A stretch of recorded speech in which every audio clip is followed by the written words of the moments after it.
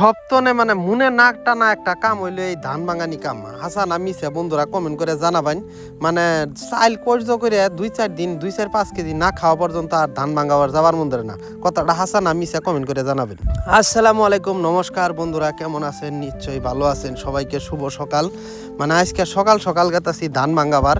মানে আজকে 3-4 দিন ধরে বাইতে বেসাল বারে যে বাইতে চাইল নাই ধান ভাঙার নাগে। আমার তো জানোইনি এক কাম 14 দিন বড়া না করলে হারে আর করবার মন ধরে না।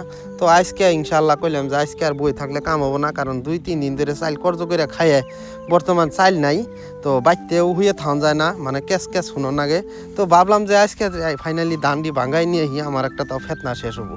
তো আপনারা তো সবেই জানেন ধান ভাঙানি কামটা হইলো দুনিয়ার মধ্যে সবচেয়ে কুইরা কাম। মানে ধান ভাঙাবার যাবার মন ধরে না। মানে আপনারা কথাটা হাসান আমি কমেন্টের মধ্যে জানাবেন। মানে এটা আমার কাছে খুব একটা বিরক্তকর কাম লাগে।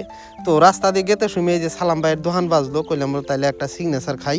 তো এই যে সাজিদ বাইস্তারে কইলাম যে একটা সিগনেচার নিয়েও গালের মধ্যে ভরাইয়া মেলালার বুলগে জায়গায়। তো দেখতে আসুন রাস্তাঘাট খুব সুন্দর। আর শনিবারই হইলো এই সিরার মেল, মানে হইরা বাঙানি সবটারই মেল আছে আর কি। তো আমগর জন্য খুব সুবিধাজনক একটা জায়গা। তো আয়া দেখি যে আমগর এই ছোটো ভাই মুন্সি ধান ভাঙাবার নিগে আইছে। তো কইলাম যে তাইলে চালু করে দিন মেল। মানে আজকে হইলো শুক্রবার, আবার মসজিদেও যাওয়া লাগবো। তো এখন বাজে 10টা। তো লাইনটা খালি আল্লাহ আল্লাহ করে না গেলে এলো। ইনশাল্লাহ লাইনও বর্তমানে আমগর এলাকার বিরাট মানে সার্ভিস বালা। তো আপনারা যদি কেউ চিরা ভাঙাবার চাইন বা হইরার দিয়ে তেল বানাবার নিগে চাইন বা ধান ভাঙাবার চাইন, তো এই যে শনিবারি আফজল মেলালার আবার নিগা পাইন। মানে খুব সুন্দর নতুন মিশিং বহাইছে। তো আপনারা আয়া ধান ভাঙাই নিয়ে যাবার পাইন। তো এই যে দেখতে আসুন খুব সুন্দরভাবে ধান ভাঙাই দেয়, আর ধানও হে সুন্দর সাফা হয়। তো এটাই তো মুন্সিয়ার আমি ইনশাল্লাহ চালু করে দিলাম ধান ভাঙানি। তো ধানই অল্প 4 মণ ধান নিয়েছি ধান ভাঙাবার নিগে। মানুষও পরিয়ালও কম, আর 1 মাসের মধ্যে ভাঙান নাগবো না আর কি। কিন্তু এই ধান ভাঙাবার নিগে আইলে একটা অসুবিধা কি, এমনি আছে অ্যালার্জিক না হে মুহে গুইরে মানে বালু দিয়ে একদম আচ্ছি কাটতে কাটতে অবস্থা শেষ হয়। আপনার ঘরেও কি ওই অবস্থা হয় না নাই কমেন্ট করে জানাবেন। তো ফাইনালি ভাঙানি শেষ হইলে এখন বাড়ি মুহিয়া আই বললাম। তো আয়া দেখি বেলা হইলো যে 11:30। শুক্রবার আজকে গোসল গাও দিয়ে এখনকার মসজিদে গেতাছি। তো আমগরে বাড়ি বলগে মসজিদ। তো গেতে গেতে রাস্তার মধ্যে দেখা হইলো যে আনার হোসেন বাইসতে।